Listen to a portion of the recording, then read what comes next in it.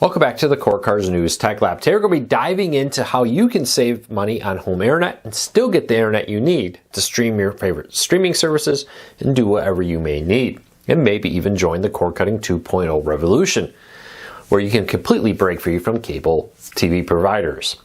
Now, I've been covering the world of cord cutting for over 10 years now, helping people save money on this YouTube channel and over on our site at corecarsnews.com. And these are the ways I have found most effective to save money on home internet. Not all of them may be right for you, but here are a few things I would highly recommend you do to save some money. First though, if you like what we do here, please consider hitting that subscribe button, hitting that thumbs up. Doing one or both lets YouTube know you enjoy what we do here. So YouTube recommends our videos to more people, helping us grow and hopefully helping you break free from the high cost of TV and still watch the shows you enjoy. With that said, let's dive into it. Number one, stop overpaying for your speed. The vast majority of cord cutters are paying too much for their internet because they're getting too high of packages. And internet providers are very good at this, right? They try to talk you into faster and faster internet speeds. I had a family member, I helped them cancel, did everything with them, but wasn't on the phone call when they actually went and canceled their TV and went down to internet only. The lady on the phone that helped them talked them into, well, you're going to stream, you're going to need faster internet, and sign them up for a really expensive high-speed package. Streaming actually does not need that much speed in reality, because most plans now are 300 or higher in many parts of the country, with that being the average beginning speeds in a lot of these basic packages.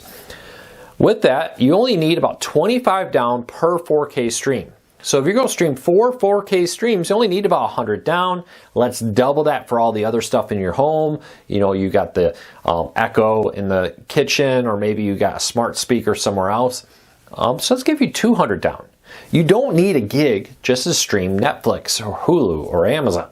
I get it, there's gamers out there. I do video editing and uploading for a living, so that upstream, that very fast speed is very important to me, and I do pay for a gig for that.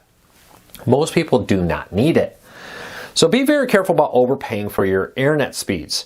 Start low. Here's what I've learned. They're always willing to, if you call and say, hey, you know, I got the 300 package maybe, I want to go to the 400, and the higher the number, the faster the speed is in these packages for the speed, they're going to be happy to raise it. Now, if you call them and say, hey, I'm on a gig, I think I don't need that, I want to downgrade, that's when it becomes difficult.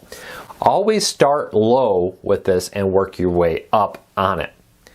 Second, with this, consider switching services. Now, I'm going to hear people, I have no options for home internet. All I have is Comcast or Spectrum. Well, you at least have Starlink, right? Starlink is available in pretty much the entire country. You just need a line of sight to the sky. And for many people, that's an option. I do understand that some people struggle. It's either bundled into their HOA or their apartment complex, but the vast majority of people are increasingly getting more and more options. 5G home internet is a very good option for cord cutting. You have Verizon, T-Mobile, AT&T, and other services offering wireless 5G home internet. I've tested it, averaged over 200 down. Again, $50 a month, 200 down on our T-Mobile we tested recently. That is more than enough to stream Netflix, Hulu, Amazon, YouTube. With that, get 4 or 5 streams out of it at once. Plus, have enough to surf the web and connect your smart appliances or wherever it may be. Shop around. I now here in the suburbs of the greater Grand Rapids, Michigan area have 2 different fiber options. I have a cable internet provider, 2 fiber options, 5G home internet, and of course there's also Starlink if I wanted to go that route. But I have 5 good options for cord cutting. That it's quite amazing to shop around. Now, not always are these options going to be great. Yes, Starlink has a very high initial price to get on board with that speed. But even if you have 2 options, our third recommendation is to play them off against each other. Every 2 years or so, spend a little bit of time and consider swapping back and forth. Because now you're a new customer, you can get that new customer promotional rate for the best internet.